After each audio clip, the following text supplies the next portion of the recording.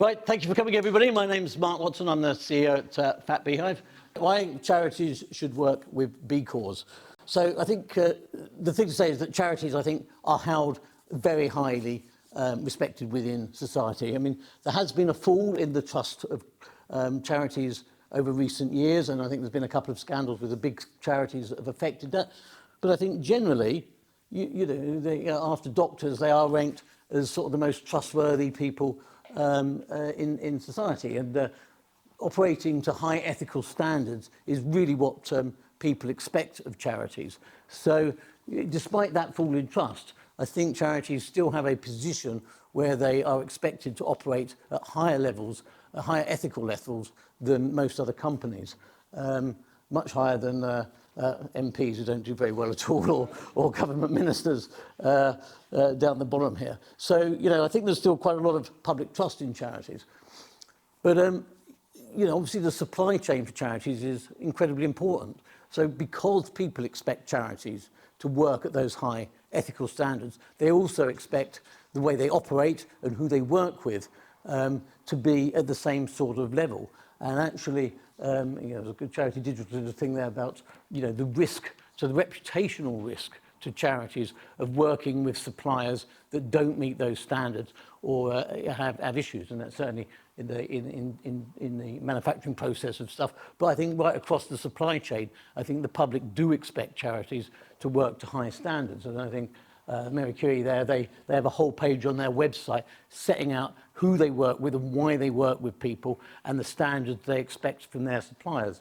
So there's a very important reason for charities to work with ethical suppliers. The reputational risk of not doing so, I think, is enormous. And if people are trusting charities with their money, they're giving you money and trusting you. It's unlike any other sort of transaction. So if that trust is eroded, then obviously that can have a huge impact on the charity. You saw the number of donations drop, I think, to Oxfam when they had their issues previously. But the second big issue of working with an ethical supplier is the alignment of values.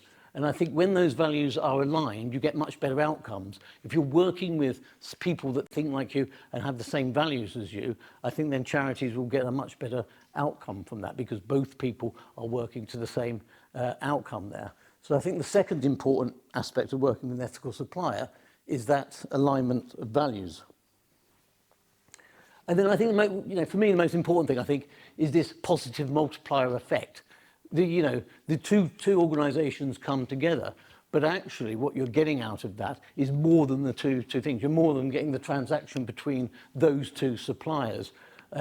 You get the supplier here, may have staff that will support the charity, and we do that. We support many of our charities. We go on the runs with them. We do other stuff with them. So you get the benefit to the charity that way.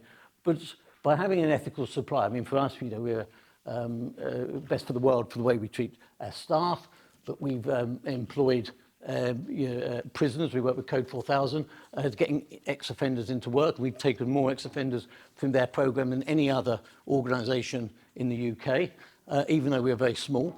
Something I'm quite proud about. We've worked with Code of Future, getting refugees into work. We have been championing diversity, and I think the tech industry has a real issue with diversity, particularly about women and black Londoners.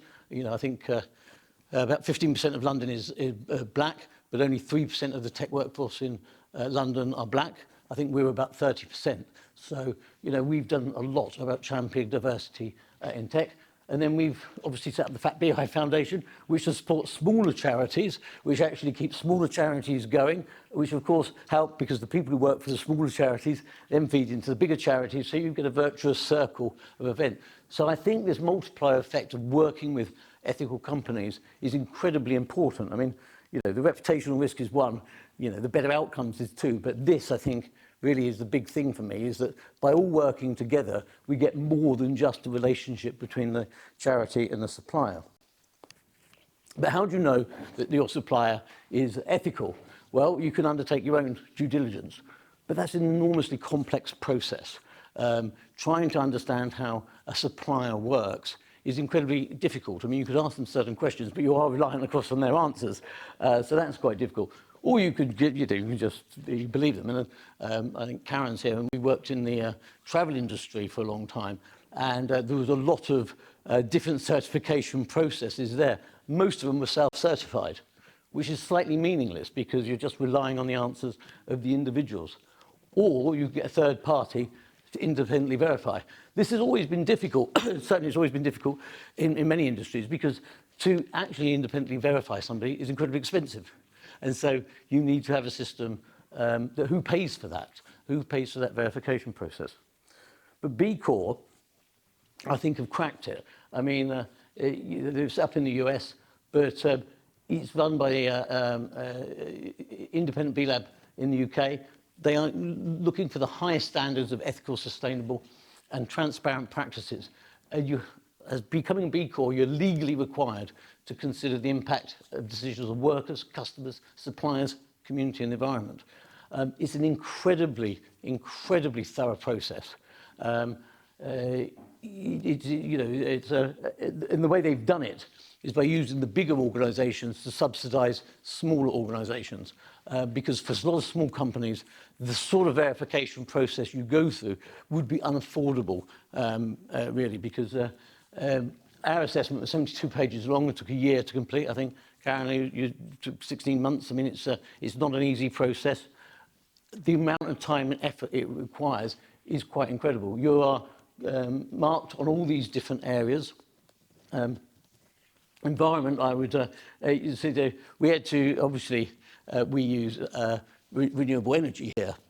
So we tick the box renewable energy, but then they need to see where our renewable energy comes from. And actually, you need to break down where the renewable energy... We lost points because we couldn't get a verification of whether the hydroelectricity we were using was certified as sustainable and environmentally secure. So that is the level of detail. We put money into the Fat Beehive Foundation. It's no good us just showing our accounts that money has gone from us to them. They wanted to see the bank statements from the Fat Beehive Foundation, that the money actually entered their account. So that's the level of detail. I mean, it's an incredibly thorough process. So it took us a year to complete. We got a score that puts us in the top 10% of all B Corps globally. And for workers, we were best for the world. We were the top 5% of all companies globally. So it is an incredibly powerful piece of verification process. And really, if you're a charity, this does everything you need to do. You can be, if somebody's a B Corp, they are not a B Corp by accident. They didn't get around this. Everything is looked into. Every single thing has to be verified. It's an enormously complex process. I say the verification process, what they spent on our verification was far outweighed what we paid. But I say they've used this system of using big companies to subsidize the verification for small companies. So in that way, I think it allows everybody, even very small companies, to get verified. But it is a very thorough process. So we're pleased that we've done these other things, but I think the B Corp to me is the most important aspect because it gives us that independent, audited verification that very few other certification programs offer or can offer just because of the cost of the verification.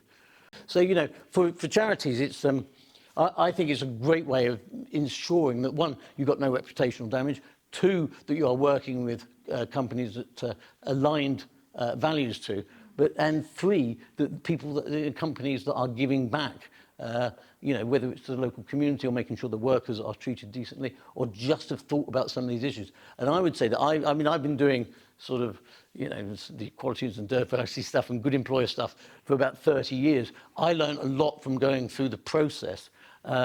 The other thing, I was also a politician for 18 years, and I used to getting away with stuff. But this, you can't get away with anything here. They absolutely narrow you down to actually providing evidence for everything you say, which is, I think is thoroughly refreshing because then that it actually means something.